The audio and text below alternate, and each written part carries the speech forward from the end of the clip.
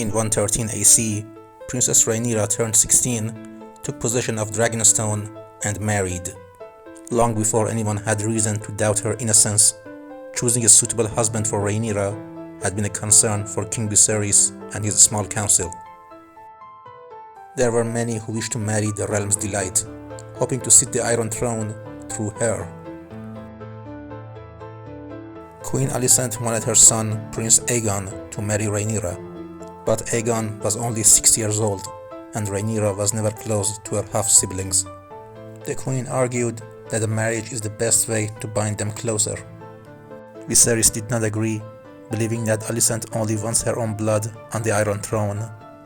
The best choice, the king and the small council finally agreed, would be Lenor Velaryon. He would make the perfect husband for Rhaenyra, and it would especially please the sea snake. One objection was raised. Lenor Velaryon was 19, yet he had shown no interest to be with a woman.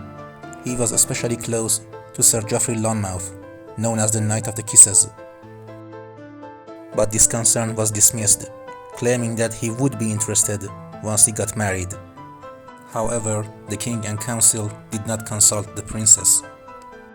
Rhaenyra knew about Lenor Velaryon and had no wish to be his bride.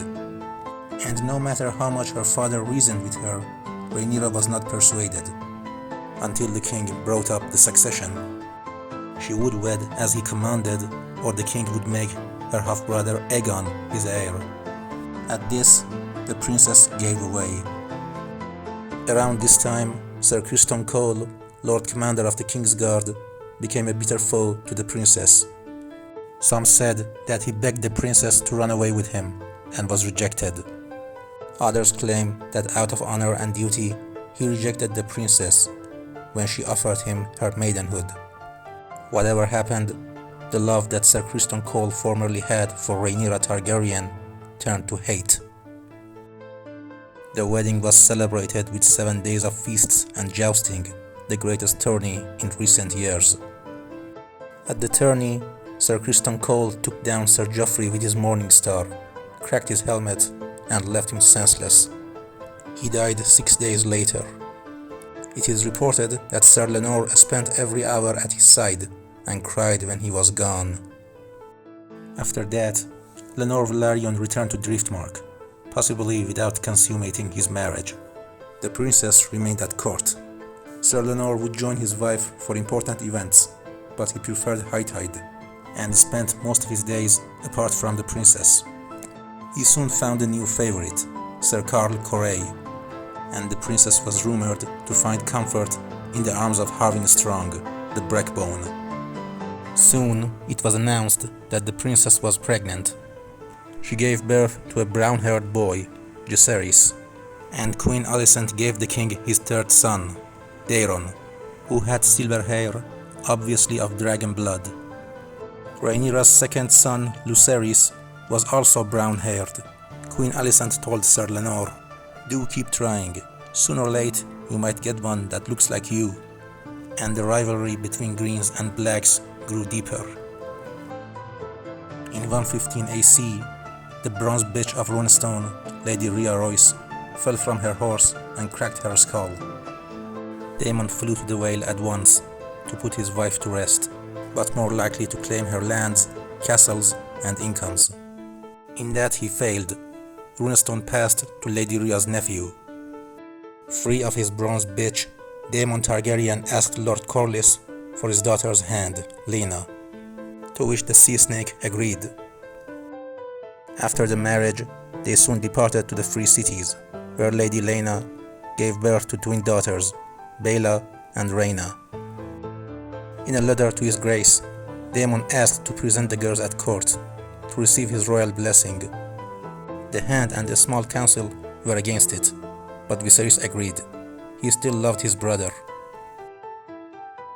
Princess Rhaenyra bore another son, Joffrey. Like his brothers, he had brown hair. The whispering began again. By royal decree, each of Velaryon boys were given a dragon's egg. Those who doubted the paternity of Rhaenyra's sons whispered that the eggs would never hatch. But to their surprise, 3 young dragons were born, Vermax, Arax, and Tyraxes. The enmity between Queen Alicent and Princess Rhaenyra was passed on to their sons. All 6 boys attended the same feasts, sometimes trained or studied together, but this only increased their hatred. In 119 AC, Lady Laena gave birth to a son, but the baby died within an hour, nor did his mother survive him. After 3 days, Lady Laena passed away. She was only 27. Lady Laena's death was the first tragedy of 120 AC, but it would not be the last. Sir Lenore Velaryon was stabbed to death by his friend, Sir Carl Corey. The 2 men had been arguing loudly before blades were drawn. It was said that happened because Lenore had found a new lover. Others claim it was just a quarrel. Some went so far to claim it was Daemon Targaryen who paid Corey to get rid of Lenore.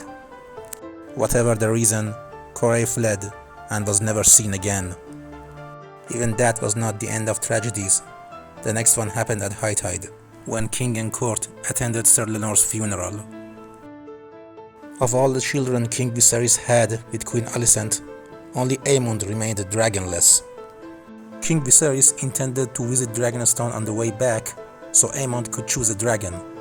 But Aemond wanted to claim Vhagar, the oldest and largest dragon alive, who recently lost her rider.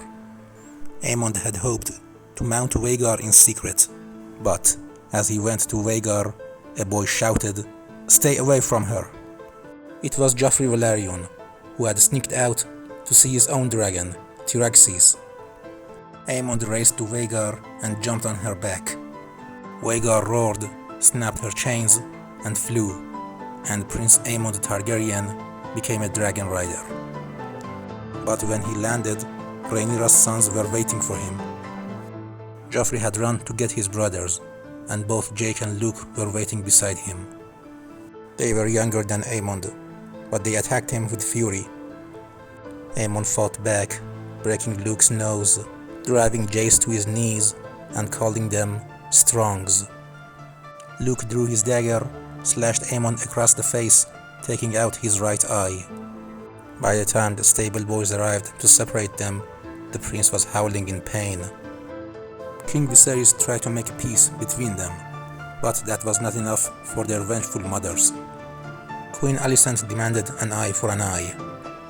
Princess Rhaenyra insisted that Prince Aemond should be questioned to reveal who had called her sons strong, saying that meant they were bastards with no right of succession. Prince Aemond revealed it was his brother Aegon who told him, and Prince Aegon only said, "Everyone knows, just look at them." King Viserys put an end to the questioning, declaring that anyone who mocks his grandsons as Strongs will lose their tongue. As for the boys, Prince Aemond later said that he lost an eye to gain a dragon and counted it a fair deal.